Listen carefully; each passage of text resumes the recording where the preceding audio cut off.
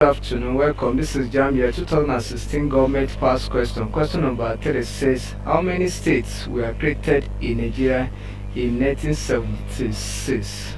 How many states were created in Nigeria in 1976? A. 4, B. 12, C. 19, D. 21. 12 states were created in Nigeria in 1976 by General Gowon, that is Yakubu Gowon. So in order to calm the fear of the minority groups in Nigeria at that time, and that happens before the Nigerian Civil War broke out.